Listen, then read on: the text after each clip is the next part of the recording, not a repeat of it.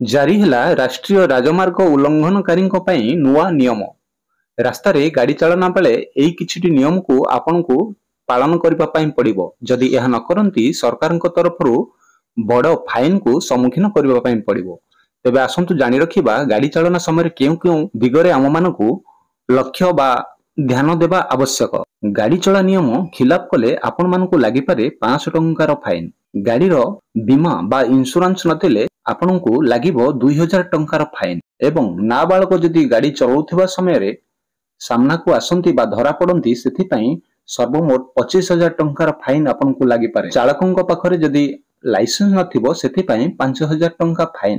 ବାଇକରେ ଯଦି 2ରୁ ଅଧିକ ଯାତ୍ରୀ ବା ସବାରୀ ବସିଥାନ୍ତି ସେଥିପାଇଁ 1,000 ଟଙ୍କା ଫାଇନ। ଆଉ ଯଦି ଗାଡ଼ି ଚାଳନା ସମୟରେ ହେଲମେଟ ନ ପିନ୍ଧନ୍ତି ସେଥିପାଇଁ ମଧ୍ୟ 1,000 ଟଙ୍କା ଫାଇନ ରଖିଛନ୍ତି ସରକାର। ଯଦି ଆପଣମାନଙ୍କର ଲାଇସେନ୍ସର ଭ୍ୟାଲିଡିଟି ଶେଷ ହୋଇଯାଇଛି ଏବଂ ତତ୍ସତ୍ତ୍ୱେ ମଧ୍ୟ ଆପଣମାନେ ଗାଡ଼ି ଚଳାଉଥିବା ସମୟରେ ଯଦି ପ୍ରାଧିକାରୀଙ୍କ ନଜରକୁ ଆସନ୍ତି ସେଥିପାଇଁ ଆପଣଙ୍କୁ 10,000 ଟଙ୍କାର ଫାଇନ ମଧ୍ୟ ଲାଗିବ। ଆଉ ଦ୍ରୁତ ଗତିରେ ଯଦି ବାଇକ୍ ଚଳାଉଥିବେ ସେଥିପାଇଁ 2,000 ଟଙ୍କାର ଫାଇନ ଲାଗିବ।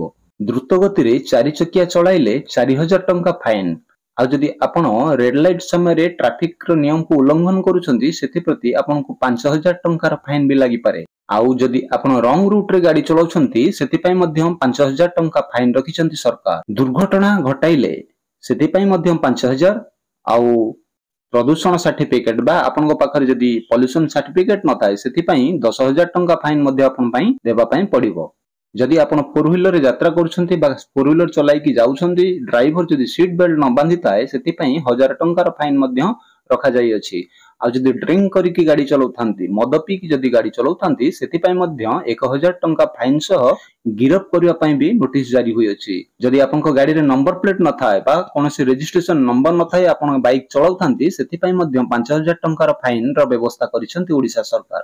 ବେଆଇନ ଭାବେ ଓଭରଟେକିଂ କଲେ ଯଦି ଆପଣଙ୍କ ଗାଡ଼ି ଚଳାଉଥିବା ସମୟରେ କୌଣସି ସାମ୍ନାର ଗାଡ଼ିକୁ ଆପଣ ଓଭରଟେକ୍ କରୁଛନ୍ତି କୌଣସି ନିୟମ ନ ରଖି ବେନିୟମ ହିସାବରେ ଯଦି ଓଭରଟେକିଂ କରୁଛନ୍ତି ସେଥିପାଇଁ ମଧ୍ୟ ଆପଣଙ୍କୁ 5,000 ଟଙ୍କାର ଫାଇନ ଲାଗିପାରେ।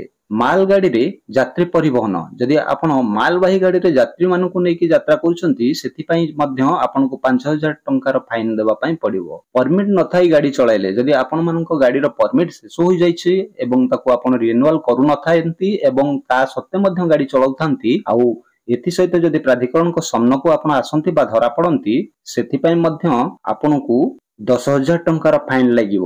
ବେପରୁଆ ଗାଡ଼ି ଚଳାଇଲେ ଯଦି ଗାଡ଼ି ଆପଣମାନେ କୌଣସି ଧ୍ୟାନ ନ ଦେଇ ଆପଣଙ୍କ ମନମାନି କରି ରାସ୍ତାରେ ଗାଡ଼ି ଚଳାଉଥାନ୍ତି ଆଉ ପ୍ରାଧିକରଣ ମାନଙ୍କ ସାମ୍ନାକୁ ଆପଣ ଆସନ୍ତି ବା ଆରଟିଓ ସମ୍ମୁଖରେ ଆପଣ ଧରା ପଡ଼ନ୍ତି ସେଥିପାଇଁ ମଧ୍ୟ 5,000 ଟଙ୍କାର ଫାଇନ ଓଡ଼ିଶା ସରକାର ରଖିଛନ୍ତି।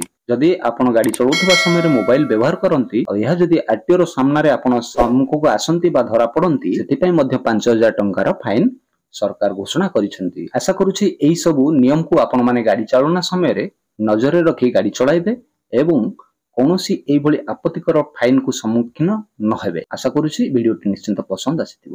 ଦେଖାହେବା ଆଉ ଏକ ସୁନ୍ଦର ଭିଡ଼ିଓ ମାଧ୍ୟମରେ। ସେତେବେଳେ ପର୍ଯ୍ୟନ୍ତ ସ୍वस्थ ରହନ୍ତୁ, ମସ୍ତ ରହନ୍ତୁ। ଜୟ ହିନ୍ଦ, ଜୟ ଓଡ଼ିଶା ଆଣ୍ଡ ଜୟ ଜଗନ୍ନାଥ।